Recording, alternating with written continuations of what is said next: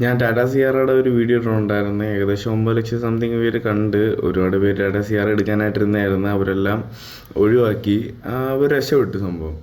ഇപ്പോൾ ഞാൻ വന്നേക്കുന്ന വേറൊരു കാര്യം പറഞ്ഞാൽ, ഇന്നലെ രാത്രി, അതായത് മാർച്ച് 18-ാം തീയതി 11-14 ഞാൻ 48,000 രൂപ CDMൽ, നമ്മുടെ അടുത്തുള്ള ഫെഡറൽ ബാങ്കിൻ്റെ CDMൽ ഡെപ്പോസിറ്റ് ചെയ്തപ്പോഴത്തേക്ക് സ്ലിപ്പ് വന്നത് ട്രാൻസാക്ഷൻ അൺസക്സസ്ഫുൾ എന്നാണ്.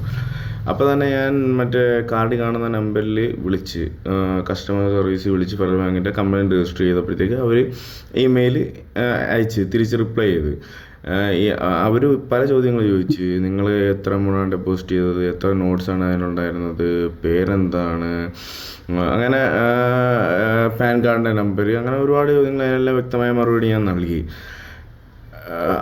അതിലുപരി ഇപ്പം ടൈം ഏകദേശം 2:28 മാർച്ച് 19 2:28.